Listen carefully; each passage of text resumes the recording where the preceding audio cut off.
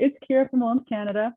I'm here with Dave Johnson, mortgage broker with Lendmore Financial. Dave, could you introduce yourself a little bit? Yeah, thank you. Thank you. So my name is Dave Johnson. I'm a mortgage broker with Lendmore Financial. We are a boutique team of mortgage agents and brokers that focus on finding solutions for clients in Ontario. So for those who are looking to refinance their mortgage, what kind of role would you as a mortgage broker play in that process? We're going to look at their specific circumstance and we're going to help match what their need is or their want with was what they want to achieve in terms of a refinance. Not everyone has a high credit score. Not everyone has a low credit score. Not everyone is employed. Not everyone works a 9 to 5. There are various different borrowers that have different income types. So we're going to take their income type and their credit and match them with a lender that is more suited for what they need to get done.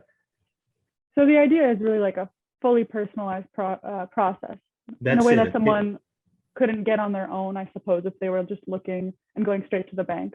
That's the idea. So if someone was to go to a bank, which is always a good option, but let's say they go to one bank, that one bank is going to have one solution. And if they're declined, then they'll have to go to another institution or lender and pull their credit multiple times.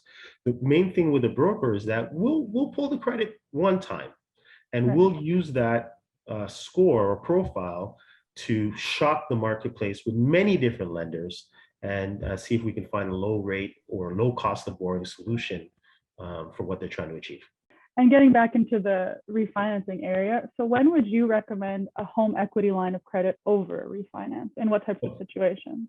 A HELOC, which is a home equity line of credit, and a refinance both serve a purpose. You're accessing equity or funds from your home to achieve some type of need. Now, if you're locked into a mortgage term, there's a penalty to break the mortgage term. So a HELOC would be a cost-effective way to obtain the funds you need without getting hit with a mortgage penalty.